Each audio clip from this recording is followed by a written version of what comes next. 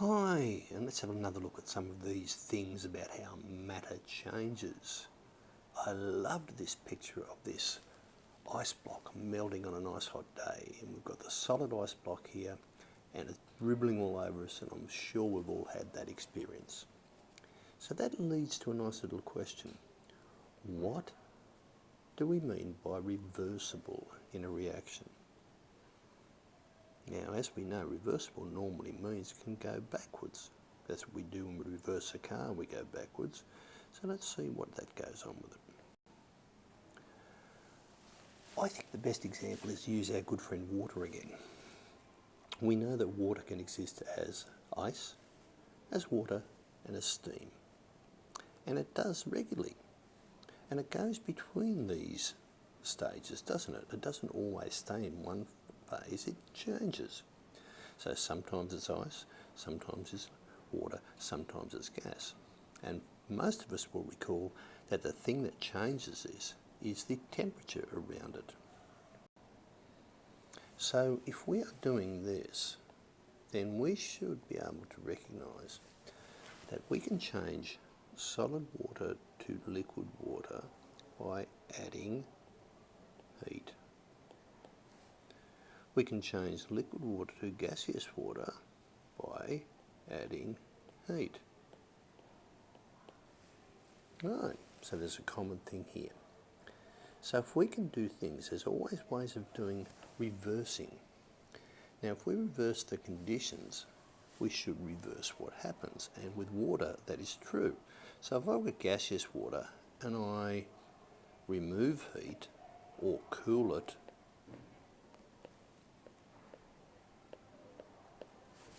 then it changes to liquid water. I'm sure we've all managed to see that in our bathroom when we're having a nice hot shower, lots of steam coming around our bathroom area. And what happens? When we come outside, we've got to wipe the window, wipe the mirrors down, because we have lots and lots of condensation occurring on that. And that is why it happens, because it strikes something that is colder. So when it strikes something that's colder than its boiling point, it changes back from a gas to a liquid. Now the same thing happens when we put water in the fridge to make ice blocks. What we're doing is we're taking away heat. We're taking heat from the water, not from anything else, from the water. Here we're adding heat. At the top we're adding heat to the water. Here we're adding heat to the water. Here we're adding heat to the water. Here we're taking heat away from the steam, then we take heat away from the water, and we see the changes that occurred. And this is what we mean by reversible. You can go from one form to the other by adding or taking away a property. And now the property we normally do is add heat energy. Now nature uses this all the time, and this is the right and last thing, and it's we're talking about the water cycle. And we can see that we have liquid water in the oceans and the rivers and the dams and all the waterways. And the heat from the sun causes it to change and become a gas. Now when it becomes a gas, it goes up into the air, and in the higher air it starts to cool down, and we actually see it as clouds. I found this really, really interesting when I was reading an article in Scientific American, and it talked about what water form takes in clouds. Even though clouds seem like there's nothing much there, there is an awful lot of water in them.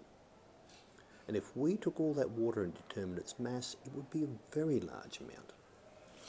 Right? So what we can do though, if it cools enough, we can form ice.